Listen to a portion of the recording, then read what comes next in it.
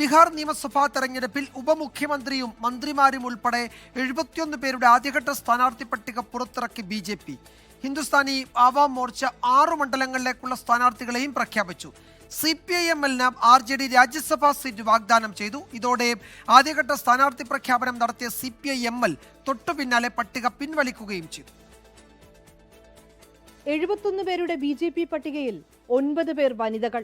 ഉപമുഖ്യമന്ത്രിമാരായ വിജയ് സിൻഹയും സാമ്രാട്ട് ചൗധരിയും ഇടം നേടി. ഉപമുഖ്യമന്ത്രി സാമ്രാട്ട് ചൗധരി താരാപൂർ മണ്ഡലത്തിൽ നിന്ന് മത്സരിക്കും. മുതിർന്ന പാർട്ടി നേതാവ് രാം കൃപാൽ യാദവ് ധനാപൂരിൽ നിന്നും, മുൻ ഉപമുഖ്യമന്ത്രി തർക്കിഷോർ പ്രസാദ് കതിഹാറിൽ നിന്നും ജനവിധി തേടും. 200-ലധികം സീറ്റുകളിൽ NDA വിജയിക്കുമെന്ന് റോഡ് വികസന മന്ത്രി Nitin Nabin. We have already announced our seat combinations. 101 seat is BJP, 101 is JDU, 29 is Lojpa, then RLSP is also 6 seat and Hum is also 6 seat.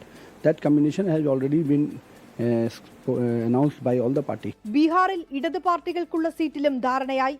CPIML-ന് Rajya Sabha seat RJD വാഗ്ദാനം ചെയ്തു. 25 സീറ്റുകൾ നൽകാനും ധാരണയായി. 30 സീറ്റുകൾ വേണമെന്നായിരുന്നു CPIML-ന്റെ ആവശ്യം. CPI-ക്കും CPIM-നും ഇത്തവണ കൂടുതൽ സീറ്റുകളില്ല. CPI 6 സീറ്റിലും CPIM 4 സീറ്റിലും മത്സരിക്കും. അതിനിടെ 18 സ്ഥാനാർത്ഥികളുടെ ആദ്യ പട്ടിക പുറത്തുവിട്ട CPIML പിന്നാലെ പട്ടിക പിൻവലിച്ചു. സീറ്റ് ധാരണയിൽ മഹാസഖ്യത്തിന്റെ ഔദ്യോഗിക പ്രഖ്യാപനം വൈകുന്നതാണ് കാരണം. NDA-യിൽ സീറ്റ് ചർച്ചകളിൽ നിലനിന്നിരുന്ന പ്രശ്നങ്ങൾ സൗഹാർദ്ദപരമായി പരിഹരിച്ചുവെന്ന് ലോക് ജനശക്തി പാർട്ടി നേതാവ് ചിരാഗ് പസ്വാനും വ്യക്തമാക്കി.